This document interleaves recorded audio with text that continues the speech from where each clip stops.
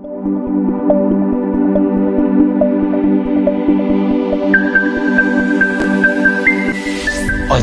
TV ubeje wo ho ninti oman Ghana ye si apinie inimdi oman ni ninti oman Ghana Nyame ne Somafo aboman no oman da so yadan ebre rabbi oyekase ni na afi Nyankopon ne ho nimdi a oman ni ninti a Nyame Somafo ya wo se onyame asoma me se memra maji mu frisa o hawo kwada na apnisia medi nkan bobo so no eni ti se Bible ka onyame adwama oyini pefuru hawmu onyame adwama oyini pefuru sumu oyini pefuru atachem no odina gina konkon so rabbi oyekase eni ti Jesus no onyame adwama edma Israel for komsheni Muhammad nyame shira na so medwenka no onyame adwama edma Saudi Arabia for inedi akirei Ɔkrɔnkrɔnyi Nyame Somafo Yawoh oyo Nyame adwama edme Ghana eni wiase na rabbi oyekase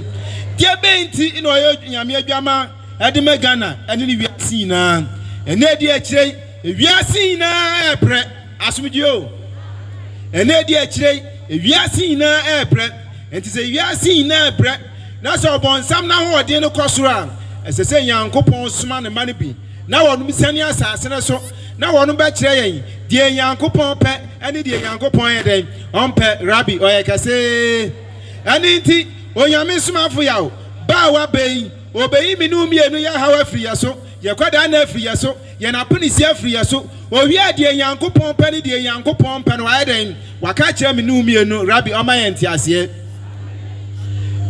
oya yare da oso kwada na da oso apunisi da oso na se Nyame Somafo ya ba se wanyi se hawo na mfiri oso na se okan Nyankopon na sam kire wa ubetie asumdio na se okan Nyame na sam kire wa ubetie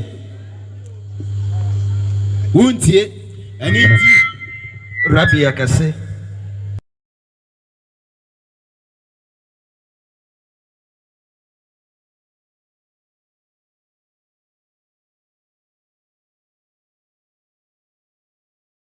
anaba en aina pe amamo an cancel na mo men ibria na reba bo modin ahia no wo bebia na kan no no bebia ahia no wo na kan no bebia osi no ahia no wo ibria na ba ya na pe amamo an cancel e mo ibria na ba ye fofronyi bo modin ahia no wo bebia na kan no owo no amen yo amen rabbi oyekase ani ti se how da so ti se the American no kwadana da oso ti se de America no apunisie da oso ti se de America na ye kan Yankopon na asam kire wa o fa ya he enti akwa ye nse amanyame na Somafo no se worum sane asase no so a o hawa da ye so no worum yimfiri minu mienu so kwadana da ye so no worum yimfiri ye so apunisie da ye so no worum yimfiri ye so entwetwe da minu mienu ye wo no worum yimfiri ye so worum wi a worum kan Yankopon bi a uhu ne da mensumi hu ne da yanka ne ho asam fan ya dan emfa nkireo rabbi oyekase we ni botaya Ɔkrɔnkrɔnyi Nyame Somafo Yawoh Onyankopon wasoma no ama na sane asase so rabbi yakase na na mi kokrom ayimrei mi hu ade bi me wira ho ina ne se ye nya asofo bi a oji abonte ade Ɔkrɔnkrɔnyi Nyame Somafo Yawoh oye okasetia we dey the perfect say how e da yeso kwada na da yeso ye ton ayenton yade da yeso owi ntama Ghana fo ewi we dey the perfect say asofo na ni bi asofo no bi no won mani yedan yaje ho rabbi oyekase eni nti Ɔkrɔnkrɔnyi Nyame Somafo Yawoh Onyankopon no wasoma no nti ye bubo ni dwumadie no so enti se wo ya fufuru ni a ohaw no ye gidi se wo haw na ode ba won san fan yadan emfa nko se obesan de wo haw na kwa na wanye ani rabbi oyekase Nyame Somafo Yawoh say impempre ye da yesu impempre ye wo mi yare a eda yesu a ye fra no krankwa yade sika besan Nyame Somafo Yawoh say 90% aye hunhum yade 90% aye hunhum yade ani ti hunhum yade no doctor bia ni wiase a wotumi se hunhum yade age Nyame na Somafo ne pe doctor eni wiase a wotumi sa hunhum yade eni nti yade eda yeso a 90% eye hunhum yade doctor ntumi ya ho hwe ene nti ya nipa ne yare a obechie la hye otim na nipa na ayedan ewu ene nti ya hye mo ayedan ya yenua bi ya damfo bi ya baby ya doctor aya no wa bisa no say ya de yarefo bi baba hospital aduro bi a won mu ni bia won de be ma no won be twa scan bia na nso won mu hu yare kro be hu ase nipa na ayedan wa frim we dey de pefe say eye hunhum yare Nyame soma wo say sa hunhum yare no nyame na somafo no ne Nyankopɔn soma wo ma wono ba sa asene so a na wono ma ba be yi amayen Rabbi oyekese ani ti yem pese ye de ye pe be kasa no eduru bre bia ye be ko Bible no mu ni akwa akohwe de Bible no kan ani ti ye be kan Luke 4:14 o kan fon be din kan de me akọ Luke 4:14 na ye cha Jesus bayen ni dwumadi obedi no Israel ye cha hu ne hu bi ni e de atoto Ɔkrɔnkrɔnyi Nyame Somafo ni dwumadi a wodi ni gan no ni ahwese difference e wo mu ana Nyame Somafo ya say Onyankopɔn na Somafo ni na na mahoma ba ko so asomdie o Nyame Somafo ya say Onyankopɔn na Somafo ni na enam ahoma ba ko so ani nti ansoro de Jesus be kan ye ansoro de Moses be kan ye ansoro de Ɔkrɔmhyɛni be kan ye ena ansoro de Ɔkrɔnkrɔnyi Nyame Somafo ya so e kan enti agya kwasi mensa fami ko Bible no mu Luke 4:40 asomdie o agya kwasi mensa fami ko Bible no mu Luke 4:40 ni anhwe adwuma Jesus be ye no Israel na adwuma Ɔkrɔnkrɔnyi Nyame Somafo ya na edi akirei Onyankopɔn wa soma no awo man konkron Ghana mu a ono nso eye no man mu ni afa toto hwese difference ye den awo man difference be ye den enim Luke 4:40 Luke chapter 4 verse number 40 ko ose na ewiru koto no ose ewiru koto no wana wo ayarofo ayarba ho ewiru koto no ti se de bre yo Ɔkrɔnkrɔnyi am Somafo wa ba Bawdie hanma ewi akwa koto ya wa ayare ahodo ebi sisi ebi nkotodwe ebi nakoma ebi nsa ti se de esi tetebra so no akọ what when you na bre Christ wo mo de ayarefo ni na bre Jesus no tena sa toto when you na don kokor ye wona edu oma anantroyel there be ordinance so eboro there be follow water there be o se ordinance atutu wa mo so maako ye den ye wona edu e ye won ma duro 41 ose na mansam so firi dodo ala mu fili ose na honhom bani firi dodo anu ma ye den e free we that the perfect say na honhom bani na ye den e tete won Ɔkrɔnkrɔnyi Nyame Somafo say se wo ton ne yenta ahonhom bani na ye se wo ye funu wo ba ahonhom bani na ye prankwa ya de da wo so a ahonhom bani na ye we ni Nyame na Somafo no dwumedi Rabbi o ma ye ntiase eni ti se Ghana ni yare a Ɔkɔ hospital baako mienu miensa na yare na njae pe yesi yare de bibi wo mti pe baabi e den fa onko baabi a prayer camp obekɔ akɔdware mpaye asra mpaye atua mpaye la hye obeti ase tim na nipa na eden awu Nyame Somafo se yemfa mpaye bo ntu honhom wo wi ase se bibi titio na honhom na edi unya wo se me call night me call half night me call quarter night e ma honhom na ase eden atu Nyame Somafo se ebi ni wono mo eni nti ye ba hwe de ye di tu honhom wo wi ase na de ye di tu honhom wo wi ase so Onyankopɔn fa ma obia gise ono ankasa na Somafo no Rabbi oyekase de ye di tu mi e wo wi ase Onyankopɔn on fa ma obi bia te se ono ankasa na Somafo no e na ode ma wo de enti ne Nyankopɔn na Somafo no ko na ma wo no tumi Nyame Somafo ya se Onyankopɔn onyina dote aso nya adwuma amen Nyankopɔn onyina dote aso nya adwuma Nyankopɔn frama so no ogyan frama so ye den eye na adwuma and into Cancer 107 verse 20 or see Osman asem na kokosa won yare na agi won mu firi won ma ho kirem enti Nyankopɔn onya dote so enya adwuma enti onya no nten oyere so for water dade bi twa dade kumfa ya kun abaifo nku Yesu boja dabi Onyankopɔn enyina so ye den enya na adwuma Nyame o ma yenti ase and enti aja kwasi mensa besan de me akọ Matthew chapter 10 verse number 1 downwards ni anhwe de ezi tetebra no ye wi ne de abatoto Ɔkrɔnkrɔnyi Nyame Somafo yawo ni dwumadi a odi ni sisi Rabbi oyekase working kind Matthew chapter 10 verse number 1 downwards o si Jesus friend asuafo adumi enu no ba no nkyɛn na ma won mu tumi e wa honhom bɔ no so wanka je so mo nkɔbɔ mpaye asumdie o Rabbi Oyekase. One can't tell us one go bumpire. One can't tell us one conquer fasting. One more on my quantrebia, or see my one move to me, our home, Bonaso, and the idea did it to me. As with you, at the end, and you did it to me. At the end, you did to our home, Bonnet. A tomb and I'm a boy. In the Bible to home, or see man, the share for to me, our home, Bonaso, Samun to Namun say, dear, any home lane, and your be any panemu, Quadana be any panemu, na ye home in a dinner, so woman and two was send Yadia day, and ye, send him the a young copon, now Somafo Kwa, and it is a Gana Hanaman, Yashana Sofna, Yakwa Achia Mountain.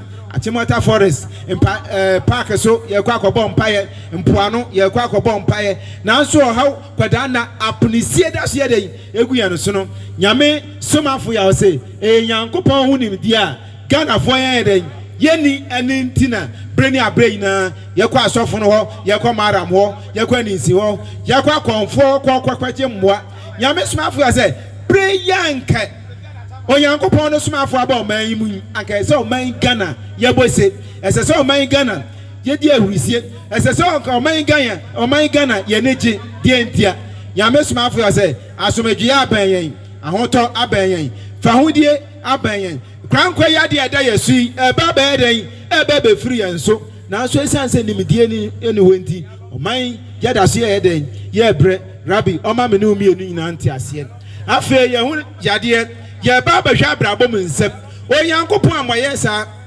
kokonkro ni Nyame Somafo ya se Onyankopon wa mo me no mi enu sa si e ma metra sa asi so o ha bi da yeso a o ha won na yeso a kopem bra ye be den be hu afa ye ba na brabo mu nsem a ye ye fun wo ba ye nya aware ye ton wa ye nto ohia beda yeso kopem bra ye be den ye be hu dabi Nyame Somafo ya se Onyankopon wa mo esa Nyame Somafo ya ba kire ye se yare da oso ana se wudi hia na se wu a atemu ada obakwa yifa ejem Rabbi Oyekase ani tinniama wo ba sasan so a wo de bebo bra Onyankopon de ma me no mienu nyina ani ntina se wo kenkan Yohane homa no enketewa no ani ntina wo kenkan Yohane homa no enketewa no de eto so me nsana o se odofo me yumpa ye se ade nyina mu no ensi uye na nya hoden se de ayeden asi ukra ye no adofo no Onyankopon hwehwe ya pomeden yakwa ne abanyina mu no se ya pomeden ni sisi so a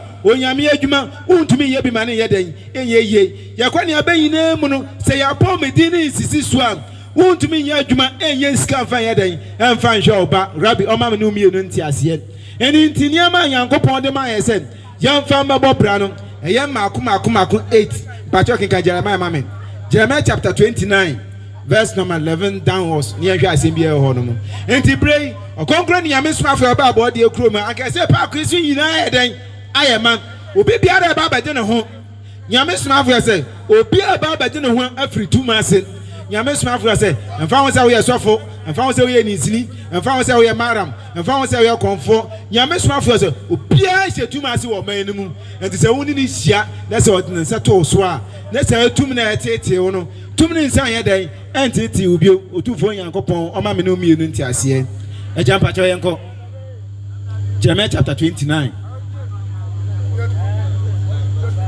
11 downwards ni enti ase bia ho no mo ye wi a ni ma Nyankopon de ma me no mienu se yamfa mbebo bra ne ye den ye gina so e de a chirem eni nti aya na Ghana ni kan se na awurade me nko ade me ba wi ase baba ye de ni awurade na me nko ade ubo me se ni okonkro ni Nyame Somafo se wunya bia wa no kasa asem ne pe wakasa ti otumfo Nyankopon se Nyankopon wa ma oyie Rabbi o ma yenti ase me pacho yenko Jeremiah chapter 29 verse number 11 asna menyem adwenoko a meredweno wa mo Nyankopon se minim adwenko abre ni abre ina medwenwene wo mo ho awurade na ose me Nyankopon masem ni asomdwe adwena asomdwe o amen enti se wo be Nyankopon nchen ese se wa asom ye den ajo we ya nyamro eye bohye Nyame Somafo se Bible na da hono nsem ni bi wo hono a na ye mra ɔsi nyankopɔn kasa kyerɛ Moses sɛ ɔsi kasa kyerɛ Israel man na sɛ wɔn sɛ ɛyɛ mmara wei ɛyɛ bɔhyɛ enti nyamesum ni bia saa bɔhyɛ sɛ wɔn yɛ dɛn ehu bi ɛni ti sɛ wɔn ehu saa bɔhyɛ wei a na onyankopɔn ne ma no wɔn yɛ dɛn wɔn nka ho onyame na asomfo no wɔn yɛ dɛn wɔn nka ho bi to asom yɛn kɔ yi ɔsa asomdwe adwena ɔsi asomdwe adwene na nyɛ musu adwene ɛyɛ musio Jambam enyidado mepatio nya botre kon mako enti se woto ne ento ayemusio wonye yefro wo ba ayemusio krankwa yade da wo so a ayemusio to asem yenko dam bem enyidado osimema wani da so ko wo mo awie ye papa no mu rabi o ma yenti ase eni enti niema nipa bi aba asase no so a wode babra yankopon ede ma o se fa babra no nyame somafo yo se ye mako 8 na me boboso enti se wo awo de ye adwuma wo be se ampa de awo kan ye me osimasime de ye den eye adwuma de me be kan ina konkro ni nyame somafo yo se esi wo honhum mu ansa na pie wo physical amen ebesi e wo honhum mu ansa na pie wo physical nyame somafo yo se de edi kan eye enumunyam na edi kan number 1 enti se wo ko hwe adwuma ye na se wo ni enumunyam a wo poa application mako 20 bakumpo no one ma ye befa nyame somafo yo say enumunyam no yankopon de bo nipa bia moma so te say church ko 70 years enti adwuma na wo kwa hwehwe no esan say wo enumunyam no nti wo bedu na enumunyam na wo no ene ma ne nya na eden akasa eni nti asem biara nipa no beka na say nipa kra ne eden ejitum rabi oyekese eno ye number 1 number 2 e ya wade yankopon mo bi biara wade enti nyame somafo ya se obo berimo se bra no se wo ware ya se wo ye den wo ware nyame somafo ya se awade ye gina nipa ne kra so wo honhum mu so okra no wa ware ya na wa ware wo honhum na pie wo honamani physical enti enfa wo ni suban awo so okra ni ni aware a wo boa nya de a wo betumi aware mana den ayeye enti minu mi ani na di adanse se ye wa eskafo mama pi wo manma wonu ne yere ye wa eskafo mama pi wo manm so a wonu ni kunu we dey di pefre se yes ka na ye den ye de ware na nso obi wonu ma ade achi a se be kafra 1 cedi a odi beto anchi na omde egu aduane ho adi mpo no oni 1 cedi na nso wonu ma ware ete a wonu bo mo bra okra na wa ware enti okra na ware me na ye yie enti physical se nipa no sutumi ye den e ware ma na ye yie rabi oyekese number 3 eye sika nyame somafo se yankopon mo bia sika enti obi bia de ye adwuma se sika ye den e ba ne nsem enti wa ye adwuma me sika na ba nsem a se sika ne tra wo nchen na odi bobra udi bi hwa oyere edi bi hwa oma edi bi hwa wabusuan nyame somafo se de e ba me sika na tra ma wodi abosa abra no ye fra no adom na ebo sika no ban enti bosuma adwuma na wo ye na etu aka just 500 why dwen say e month bia me di 10 cedis beto on mo adom na ebo sika no ban a bosum beso na 10 cedis nda ho no mo wonye 10 cedis so a 20 cedis na wo ko wani meboa na sa adom na nya adwuma sika no be ka won sa wo ban yare a wo yire be yare wo yire anyare a wan kasa wo be yare wan kasa wan yare obo sen asem bia na eda bora so na baba bom na skani na eden ahye afuru nsem nyame somafo se wadom ne yeden enye adwuma de etosu biom number 5 eye mpuntuo okonkro nyame somafo se opia yankopon ma ne mpuntuo enti sa pempem store na odiko achi a acha 6 months 1 year ese wunya container 10 by 10 idisi wona chese adwuma na wo ye na adwuma ne yeden e tumpon na se wo ni mpuntuo a pempem store na odiko achi ye be free niam ani nyina na aka sadi ba ko pe nyame somafo se sadi ba ko tumi fa nko achi ma ne yeye enti wa yeden dwetre na yeden ahye nyame somafo se woni mpuntuo de to so nsia yeye ade biara ni pe ya na asase so se ade kro na yeden yeye nyame somafo se sa niam nyina yankopon de ma se yamfa mbabo ye bra o asase so na hwa wo se ma wom nyame somafo se oman Ghana yeden enye adwuma na mom oman Israel wo mo de yeden eye adwuma oman Saudi Arabia wo no de eye adwuma ene nti David ka sembi o se mi wo trini ni anasefo yeden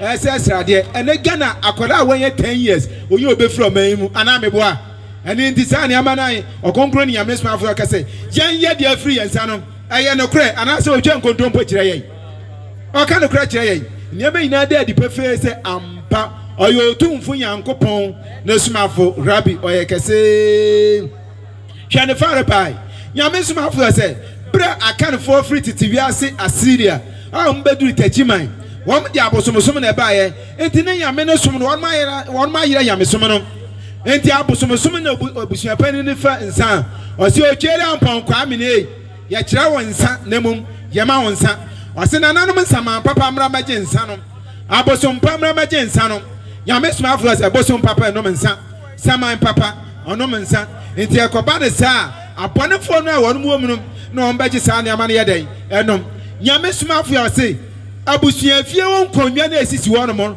a yɛde nsa bɔ ne mpaeɛ no anya abosom o na Nyankopɔn de tumi bi hyɛ akonnwa no mu sɛ abusua no sie nam 10,000 pa ɔno Nyankopɔn ne tumi ne yɛ dɛn ɛmɔ yɛ ho ban saa nneɛma nyinaa wɔn mo nhwɛ ne yɛn nsa yɛ dɛn ɛnka bra yɛfrɛ abosompa ɛne nsaman papa ɛna ɔno otumfo Nyankopɔn ne tumi ne yɛ dɛn egyina nkyɛn ɔbɔ nsɛm taking charge a watete yɛ na baba yɛ dɛn ɛbɛduru mpɛmpɛn so yi ɔha kwada na apnisie egu yɛ no so yi ɛne ti sɛ bikafra yɛ wɔn nkɔfo bebree wɔ ɔman yi mu a wunim a ɔbɛka sɛ ɔyɛ kwasiampani Nyame Somafo sɛ nyɛ kwasiampani na ɔyɛ nneɛma a ɛsɛ sɛ Nyankopɔn de ma ne sɛ ɔfa mɛbɔ bran ne nyinaa ahohombɔne ayɛ dɛn agye afiri ne nsɛm ɛne ti saa nneɛma a mebɔɔ so yi a ahohombɔne agye afiri wo nsɛm yi ɛnɛ de yɛ a wɔahyia Ɔkrɔnkrɔnyi Nyame Somafo sɛ ɔde ne sɛ too so a saa nneɛma ne nyinaa ba bɛsia aba wo nkyɛn back deɛ bɛyi nti na bɛsia aba wo nkyɛn back ɛyɛ wo ankasa wo deɛ na otumfo Nyankopɔn de ma wo ɛna ahohombɔne ayɛ dɛn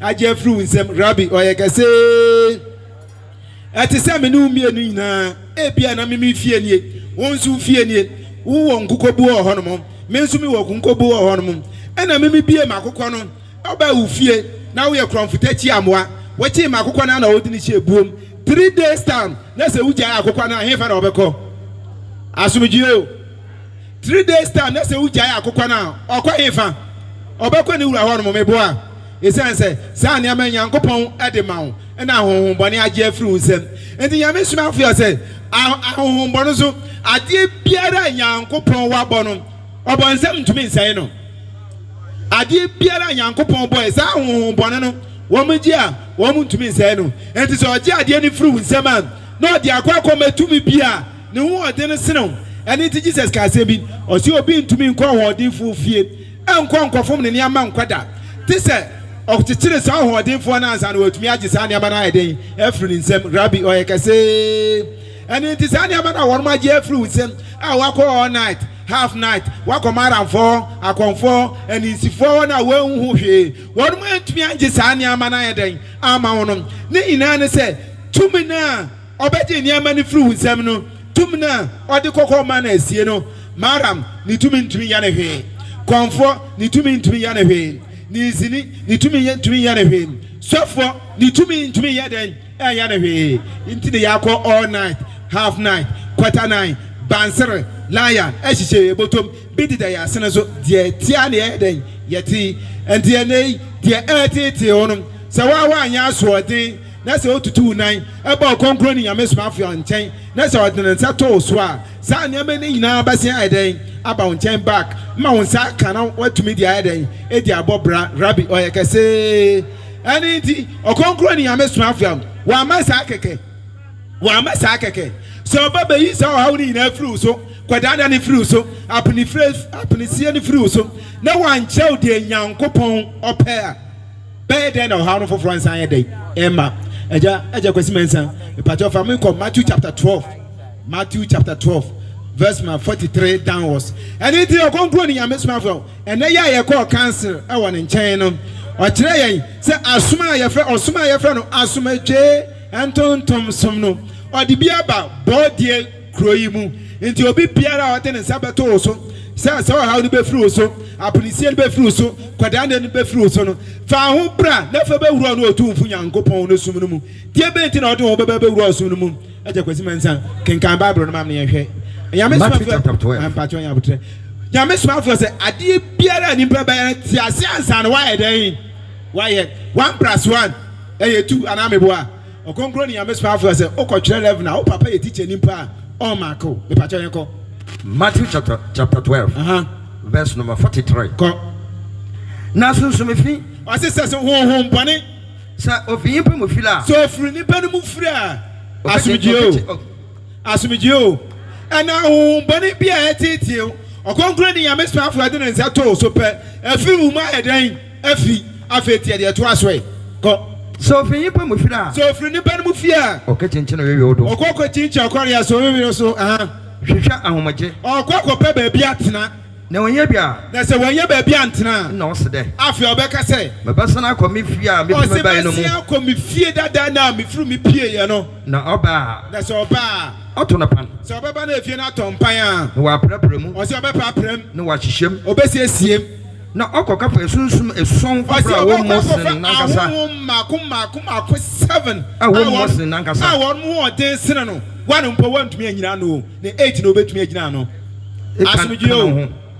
asumijio amen ba kumpo no wantumi anyina no na wakɔfa 7 a won mu odin kura sene no e ka no mo maye 8 to aso na obeyin mu tenemu na se oba betre fie no mu biom ha na yipa na akir asetena ye na sene kan no sa o hawa obekom no ebe so asene nka ne de no enti na Ɔkrɔnkrɔnyi ni Nyame Somafo obi bia ode ne sa to so no o tufu se menko wuro ma no mu Methodist menko mu Pentecost men sa nkom SDA na ufiri mu pie ye no man sa nkonko ye den enkonko wuro mu die enti na man sa nkonko wuro mu yeti SDA mu yeti Methodist mu yeti Presby mu nanso yetu yedua na ye den na aka ye yebo yedua na ye den na aka ye na ewia ne aka kye se die tie mu na so se de wo hefa wiase enti Yankopɔn ben na ti mu asumijio Yankopɔn ben na ti mu enti sa ne me ye bobo so nyina Ɔkrɔnkrɔnyi ni Nyame Somafo se yensum Nyame ni enihia yensum Nyame me yabra bon ye den ensai yensum Nyame ma krankwa ya de na ye so ade aga na fo anyan kwanta ne ye de Nyame so asɔre be krom anom wo kan obi wo se aso ne ye de asɔre ne bebesi ye top prod esan se wo firi krom anti wo na ye wudi ye nim e me nya prod afa ye twa foundation wa ho di kan obi afa nso ye de ahwea begu prod no so esan se wa ho di kan wo sika kan bibi biara ye no wo ye bi waso Yankopɔn good 30 years why on yame nyina o Yankopɔn sorry a no the stroke bro uni pempo obeye we asumijio uni pempo obeye we eti yango Nyame Somafo se da bi ye wa sorry ne ye wo som na die Yankopɔn asoma ma me de aba na ena nya sorry o ye osom o Yankopɔn no som no so na ban boye den ewom asumijio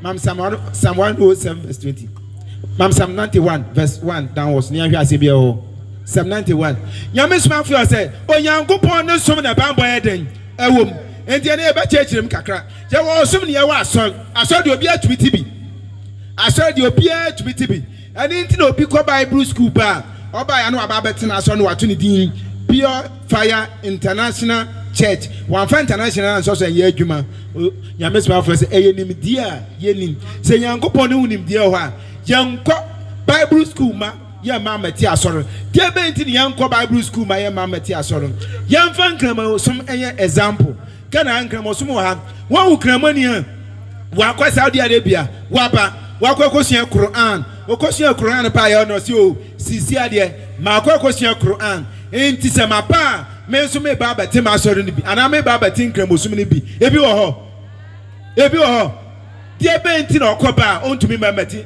nkremosum ne bi Nyame Somafo ya se o Yankopɔn no som obi antumi nti bi enti za wunya ti asɔre ne bi pe no ni Yankopɔn no tum ne wa eden wa frase enti tumi bia ni won ma eden ejina asɔre no so enti ye wo nursing training ye wo government one and ye wo private one enti e bia na wo ko private one kra no wo ya de sene obi okɔ government one no now she say government per nurse for why na obefa no asumijio yesu ade o Nyame Somafo say ade bia nipa be bia ti ase ansan wa eden why enti say government per nurse for why na obefa wo won mom ko government school na meboa dia be enti na won na obefa wo okɔ no school enti aban na sade ese o ma na adwuma ma ne yeden sa na Yankopɔn no som ne yeden etie me pacho kenkan ma me Rabbi Yakase. Psalm 91. Psalm 91. Verse number 1. Asumijio, where any asorumo, oh Yankopon sumumu, and it tie posha, oh Yankopon demand a GD4. Ghana, Asuma woman, Asumije, and Tontum, Asum, Rabbi Yakase, the Patrianko. Psalm 91. Verse number 1. I said, yeah, or so soon you know when Tabiano. I said, Nyoti or so soon in Tabiano, Tabiano infant, oh Yankopon if you call. Obatna otumfo ne wenwe no ase obaba betro otumfo ne na ase ati se obi awia ebo no ona ma awiam enti se ona ma awiam na se awia ebo wa na se ato ansa wonya onwini bi kwaye den akwahye ase pe bo se ato ansa na ohun nyina den adwo form ananye sa da tie enti bra yankwa asoro so how da yeso kwadana da yeso apunisie da yeso kwankwa de da yeso a bra ye bewuro otumfo yankopon ne ase pe se ohun ye den eto Zani amesumete boche ahako. Verse number 2. Ko asomebeka we wurazo ho de. Afi obeka se oni mo gwando bia na makoban. Yankopon ni mi gwanko bia na makoban. Me yankopon. Ono no mu na beze mo ho twere no. Yankopon ni gwanko bia. Ti se skeni bia o wasi ni fie a wato fence wall afa ho. And it is a baby now so ordained. That's all quite wanting us or canto quanas or no penabono. That's all Dimrica, baby, refio no to get Mupe, Ubeki refio Naye. Won't we were standing Uncle Ponus Mete? Ask me, Joe. And you're concluding your Miss Mafia or seeing your Messum any Ghana hand. And you may not dare the prefer said your canny no credit. It says, oh my Ghana, young Quaconda. Now so hospital na Yama, and I'm a much na Yama. 1 million Christian for the crumb from Qua. And this is our concluding your Miss Mafia. Eh, Cassin, I'm assuming ni Ghana Hanma. What young Contompo? Trust me, Uncle. Me, Uncle Pan. Ono no mu. Numbers of Hocher, no. Although 2 for Uncle Pon, I made me watch it. No, pay you if for Uncle Pon, they pay you a free infant. Yes. But a home bonnet woman, no. By Procine. Or say a home bonnet. By Procine. Or say a home bonnet woman, no. This is a one more Bomusian son. And the brain, a one with Shiama, one more Gina Bonia, or the better sending the one with the quack with him. Our home bonnie Shim, and Quadrina Bonnet, so the quack with the appointment. Our home bonnie Shim, and Cody Bonnet said, on the quack with the cheat, there be or didn't cheat any chaka, and so one with the Bonia. Nipano, one with the Bonia then, at the man of Hako. Also, no, obey you if you have I say, only obey you were through. Yes, or town for the Bashisha, or the Ohaba, or the Quadana Baba, or the Apunisia Baba. Now, so don't put your coupon say, what children, what in the Yasi, obey you every sir of food in the Mohako. No, or sorry, or say no more. Or say, or sorry, Yadia day, as I know. And you are sorry, Yadia was I see Yadian. And the Yamis Mafia say, Yadia, we are 90%. Or sorry, Yadian, or sorry, Yadian, I have been being to me a day, a young way, a young son, cousin, or woman, dear day, woman, dear, where you may for Cacra sauce and family seminary. Also, the net back at Odo, or the net tab bad day, back at Odo. The Bain, a cocoa butu the Masra, a cromabon as a sanema. If you are, say a cocoa bad time, a butu the maso, now cromabon as a sanema. This is a cocoa money as one day. Now one will hit it, a cobo one bra, or bad time, the I want to cassette, me bay one macra, a shacromancer, or 2 for young point shots to my Yawoh didn't say I am an empower. Yawoh didn't say I'm an in Yawoh. Oh my, you could draw home. Manin Samlin Tray, a multi says Supra, and with that. A brain and who's to comedy and Yasebi Anum, 2 for young point shots to my Ɔkrɔnkrɔnyi Nyame Somafo Demunti. Amen. Amen. Asumijio. Amen. Ayakasi ampa. Within all young one. Adoma. Asheroma. Within all young one. Inshira womo. Ye within all young one. Adoma. Shawoma. Nyame Somafo. Within all young one. Within all your one, Adoma, Shanoma. Within all your one, and Shirawo, within all your one, Adoma, Sharoma, Yamis Mapue, within all your one, Rabbi Yakase. You could die at young component some. Mammy, the memory and some on a bano. No, we are who it's a man now. And that. What's on that? Young coupon and some no, no, says, you know, or young summer all over young. If you dama or prayer, was I said, or no, or and we now may have to question. A mother chat him what I know. We wish you were no. See Yamina Samno, or ya Sama, or to Foma, and ha, or ya Algor, Rabia Casse. You could I tell young couple on some, then you are the young couple on some of the Bama and not to a bien or to the Ebien, or the Yana and Shani, ya brother, Atta. Ya brother, Atta. Yo, I took a crowd of soil, though. I feel we are natural. You bet in your collection. There is one what the collection bowl, what a bano, what say one. A brother, Oceani Atta, or can say we are pay a dear collection. And son, I'm conquering your Miss Mafia Bacayansa. Amen. Amen.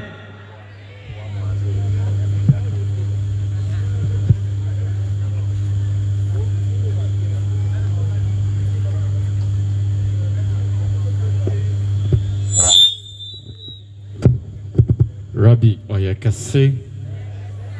Rabbi Oyekase. Oh, Asumdio. Oh, Asumdio. Asinizino oya wanwa. Atoma asenoma. Nizino oya wanwa. Eshira Amparo. Yeah. Zina Yawoh Adoma Senoma Somafo Nitina Yawoh. And I say Kasenka was so here, Rabbi, that the membry or the Osuma also sends all the matter to phone or the Abraham or my Ghana and the Yasi Afanina. Amen. Yes, I see you, the Ɔkrɔnkrɔnyi and Somafo was say. That remember we just to music as so no I been penetana biom all about beji I'm on Yawoh if you home. Area in so I'm here and qua on your way. Ameno. Oh, Ameno. Oh, Chenara. Somafo. Oh, Chen. Any brave one Chenaro. Oh, che, any brayo, Somafo, oh, chena, any brave one chenaro, oh, chena, any brayo, halfway, oh, chena, Somafo, oh, chena, Somafo, oh, chena, Imbriade Casio,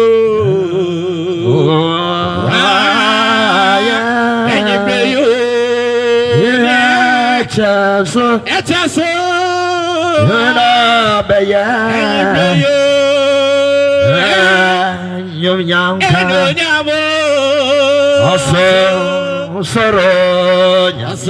Nyame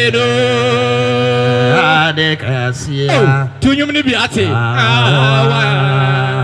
And you be at the Casio. One sort of a cry, no women wanted that. Yeah, and you be you. And so my friend, and Yanka, and no Nyamo. Also, Soroyami, Soroyami, Adecasia. Yes, your sorrow, would you? As I say, Yawoh, Ranty, and you bring your sorrow, would you?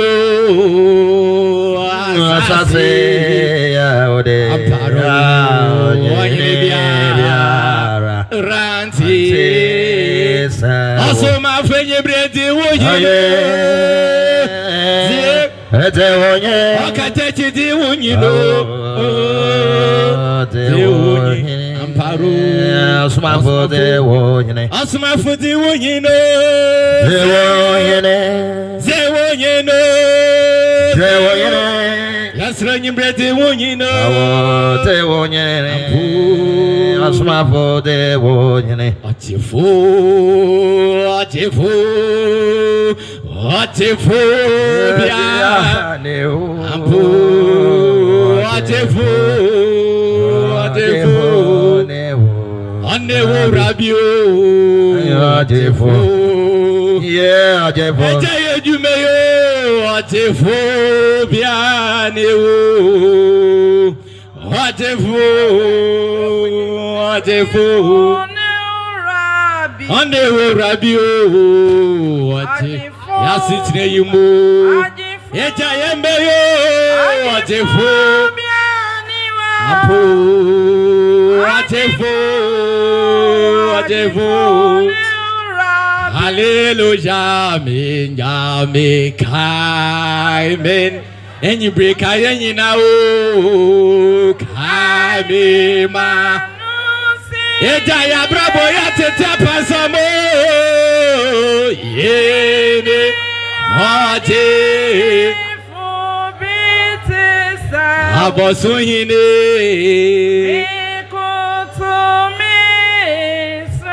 Oh Adom Nyame Yene Aje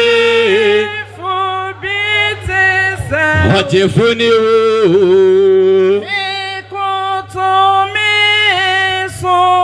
Parase akumane muna Ensembonia Ashimuma Entibwe Enyibe wakumeyo Akumane muna Ensembonia Ashimuma Entibwe Mami enyibe tu ho enyibe wakumane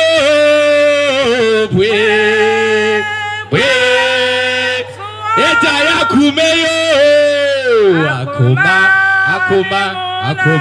akuma do sambonia asemuma entibwe Eja yasrasa yakumeyo akumano yensambonia asemuma entibwe Rabbi oyakase Pachatina sumam Rabbi oyakase Se onyanyi mpa ba kufu bi na dom adaroma nkenya na ye wo hanyina nke ya to de miyumi ana o munya no mam nke ya to Rabbi hunyen ya mobo ina ya titisun bim na ya titinyama wasesem ba da menyama na ya titim na wasesem na ya de boya won sabrane de ya de hye da menyama na watitu apansam no ana yetim no na ya de boya won de ya ba de ade hye eso na ya srade eso na ya wo wuntam ina ya ton awanye de onto nti tembia na ya ka mena oyo hene meja oyo hene ohene Yesu banyame nti me papa so oyo hene na ya zaka na ya ton awanye de onto enyibre asema me de bra won de papa na anyina ye hunu na ye bedi na chi no a papa nizini Ɔkrɔnkrɔnyi Nyame Somafo yo no enyama papa nko an oyɛ de ofinu mu ba nti nyama papa bi so ayɛ de efinu mu aba na nyama papa na me bɔbɔ ne hu dawura akyerɛ wi nti enyimbiri nsama America no oyɛ dawuru bɔ nsama na me ba ka akyerɛ Yawoh ya de nka bi nhyɛ bi enyi bi mfim ya bate papa bi no ho nsam de Yesu Komshai Muhammad and Kuponisha Drinkano. Yabatu when now one some cry. Emno ya wire tin he. Yafa Yanya de a huo. Bible me habri read so all could be the Yanya de. Zolo could be the Yanya de. Inti story na ya bachono. Yana de. Yetro. In Kakande. What's it? No Mubakande. Messi. Rabbi Oyakase. Yena wa dance di wa da mo papa queen nsan adwuma ho yena wa dance di yena ye wo pete yase nyinara o se ne yamukum panyiwa o se not papa na wo fi no konkonyi nyame soma fi ono nka no o te ne nka no na ole beda no hotat there is no single soul Rabbi man yena ntiase eniti yesu na bi do bodewuru komshe na bi do bodewuru Moses na bread obodewu. De dumeti no tumfu nyankopon da asoma ho. Na sa de wode dumeti na asoma ho wode abaza. Oneti nkro na wo bo pem na da sembe na wo kro no mu no. Ode wo fa dumeti no ho ka nyina. Muntie ne ye pa. Se nyankopon asoma fo no wo ba. Won wadri do tumfu nyankopon ayede asoma ho. Ina asoma fo no so sabeta fete won bi se bibia mfi emino ya wa yete lishe mi ama asumi hwewi won bi se bibia mfi ye ho sa sumanyi bi pe no kanda mi heda madi a ino ya wa nkasa nyimpa na nkasa wo bade mfa so dintia Rabbi yakase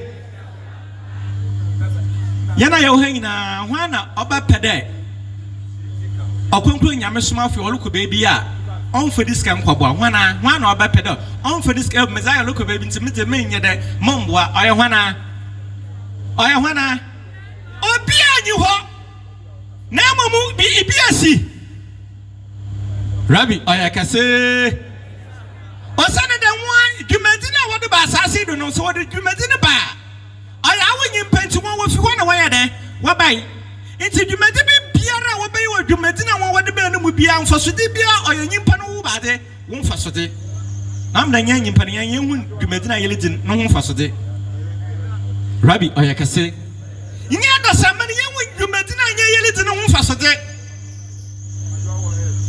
Nyame Somafo kede ase komshen na bredo no komshen batum kofa na wo sika abure sika nyina do ne dem kofi wante nyame kroda na obesi de na wawi no ho na yankopon na adwuma so wode sika na wode ye because yankopon na adwuma sika nkitawa adwuma no ntum nkwana nyim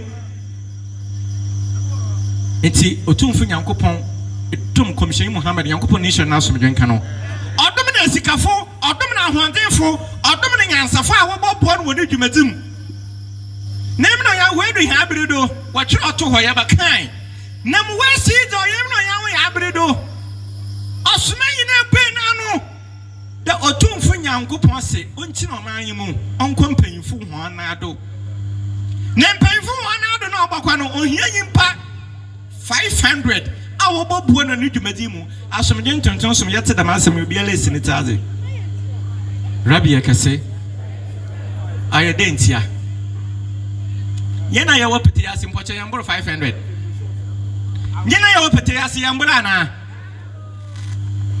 eni Nyame Somafo da ode kasa no to wode monko ba wode wuri da mi hiyi pa 500 ima weti bidwumadi na chi wama mama dwumadina ayede akwankan ifinally ya abo Nyame Somafo ana ni nyama no nanala owo no baze pa no onyen ose ha ana onko hospital da entuntum mesino wonde ole kana bo hwe no entuntum na ewu dentia because na lot na ho no yeje na entuntum sansan besino ho onkwa ben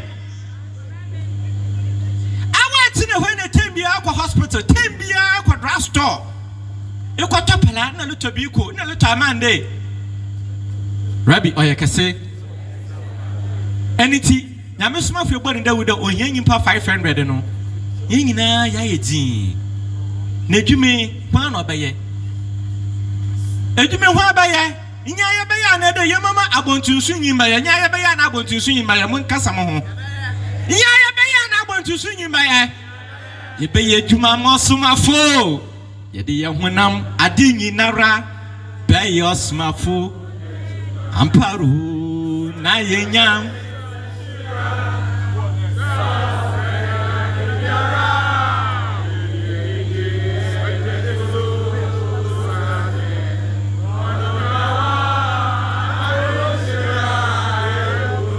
Enti nwumena na akasa akiro nti Nyankopon ya odoma ochena napa ya batina se na ya chocho izinu awa jepere epede ebobo dumedini binu ihu osuani isa anede mara nkasa ye botwero wuzin na ye de waka ho otumfu Nyankopon hye he no ndom he wo konkro Nyame Somafo na nizinu amen. Rabbi yakase Mama the memory yabeje ya correction ye wia Ɔkrɔnkrɔnyi Nyame Somafo ya oba baka yensa yemti won sese won ni yafa ye correction yafa mra won ya ha ohona babrasi na ma nipa 2 or 3 bi metina weti why 2 or 3 bi oye bra Rabbi yakase pomacho collection na ya to no masra obia mfa no wonhyam obibi bia na mfa no wonhyam na ta ye no ye nye mmanyimpa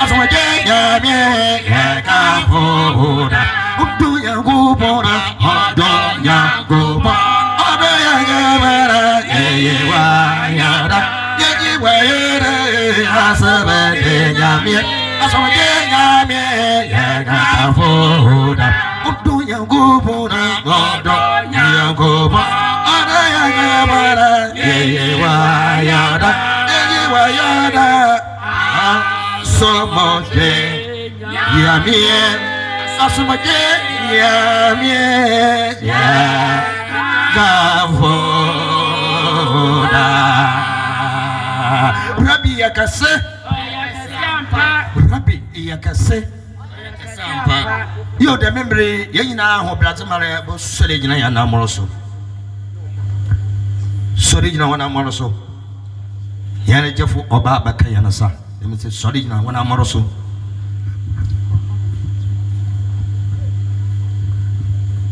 sore gina wana moro so Ya Rasi yo Ya Rasi yo Elijah Ya Rasi yo Ya Rasi yo Ya Rasi yo Oh Elijah Ya Rasi yo Ya Rasi yo Oh Elijah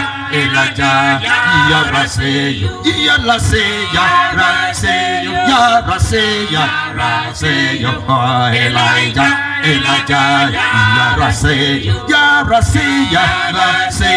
Ya Rasi yo Oh Elijah Ya Rasi la na wabe na wabe ya Elijah na wabe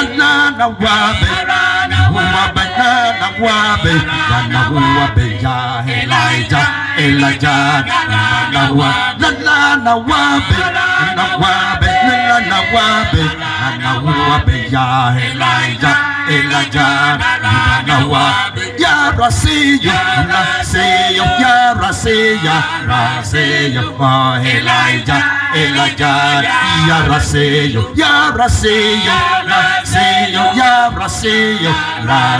yo Oh Elijah Ya Rasi la na wabe na wabe ya Elijah na wabe na wabe ya Elijah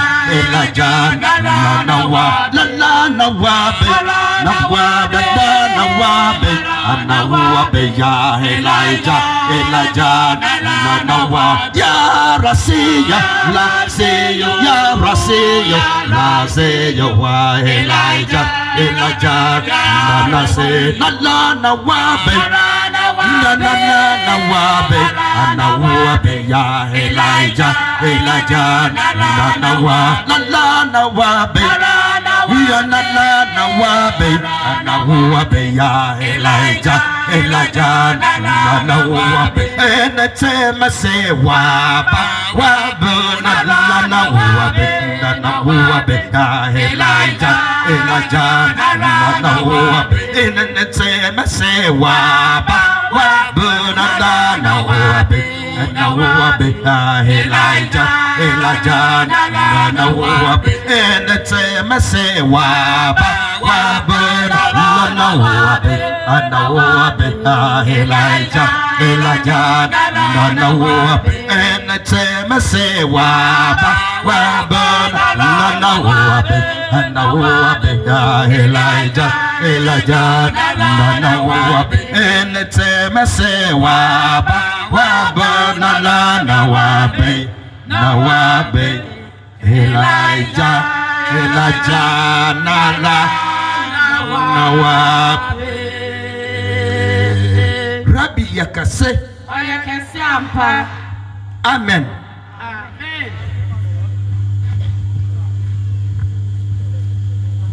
yasramo ayarafo nyina wamraha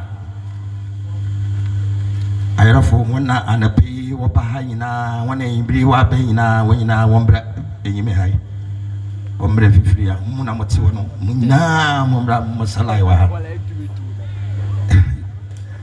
ayerfu ni ina eyo mwina wombra yo mayelai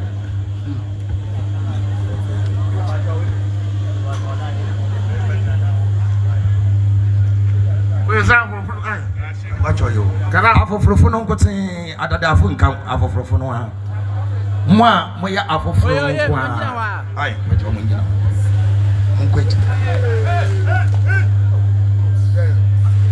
oh asante oye mentwen abe wacho won se se mo hano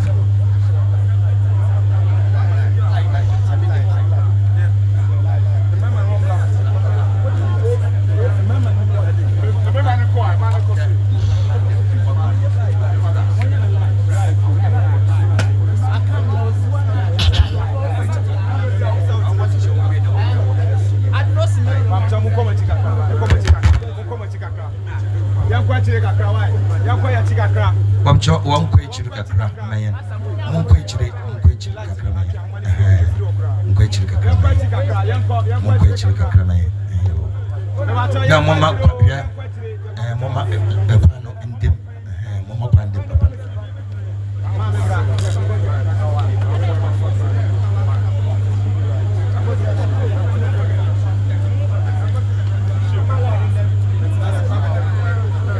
pacho awa ehwa na ontumi nante no baba tenase na munkwe chiri kakra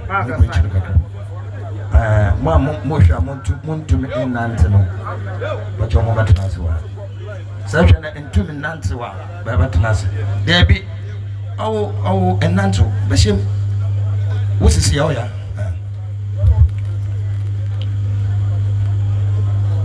yo maya ma la ya fɛ ayakono mama kwande mwa pacho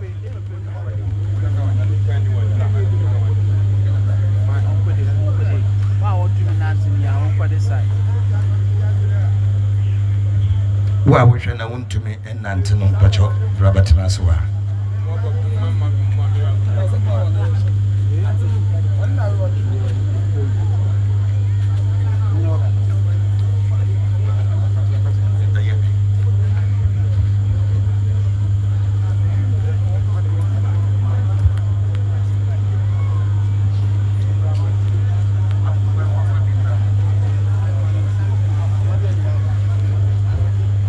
akongwane bi akongwane wo fa bi mra bi mo mo wontum nante oyo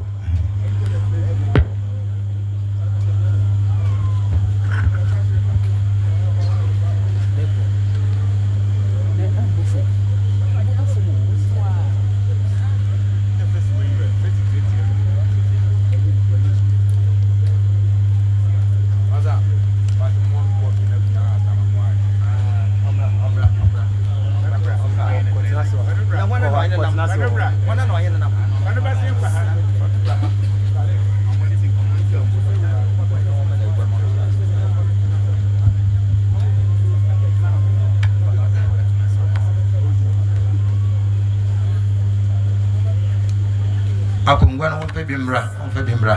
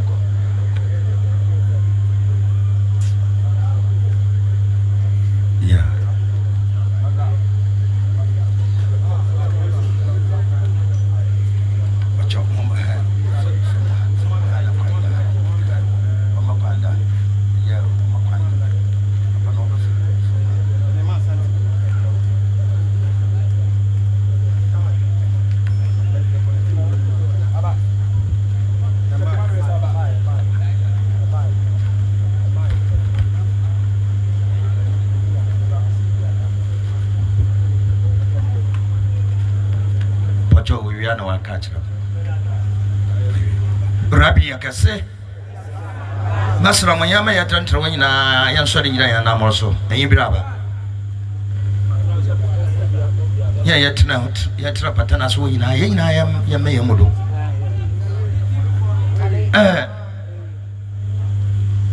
Mamma, Papa. Aha, a sumino at the back of pet, Naginus means so. And no one say, Ube will say, and now be GT said, Utufu Yankopon or Bosso Bassasano. Or your back of pet.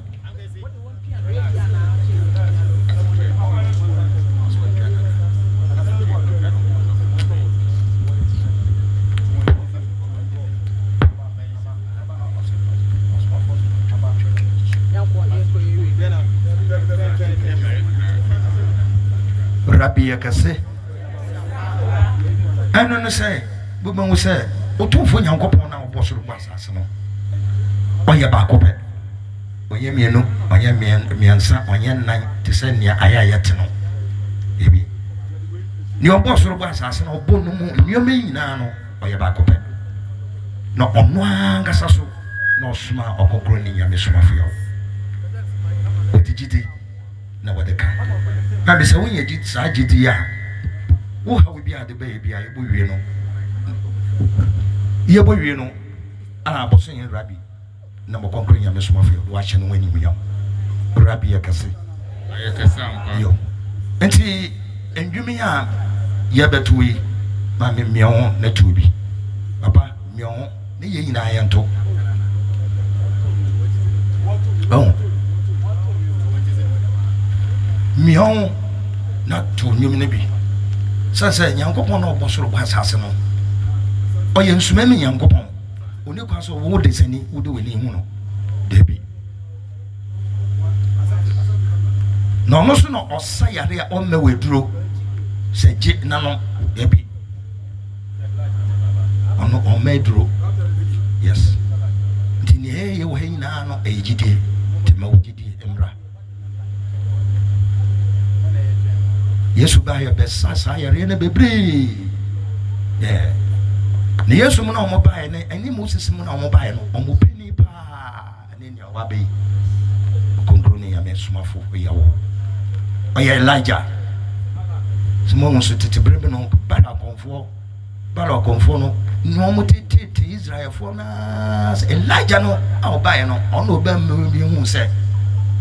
No, ni omo ya no, enya Yankopon na oboso basasa na no omo ya no we no. Enti Elijah na ba na oba se ba na konfo no omo nume nyina mpo yetwitwa obimu eti. Yeah. Enti we oye Elijah. Yankopon suma no so ka kire ne se o ma mese o ma Ghana nka me na wo kewu. Nka o me nka asai ke nyina yini. Or say on for a swim brain. Now, on mana, a woman, Mammy, a brancher, ye be a ye. Ye be a ye, your toy and talk. Into ye chin near Copen Drew. A chin near Copen Drew. No, on your Copon of Bosso Bassas and running in a chua dear on pet. So, what is in your cohon? Maybe. Smam cohon. Menya enya mefufu biara nka emi Yankopon me ho ni owo soro wo wiem ni owo asase so wo fom ni owo nsum wo asase na se ni o hihye mbiom ni o hihye mipom wo de seni mbom ade ma ho na nka so ono so ye Yankopon debi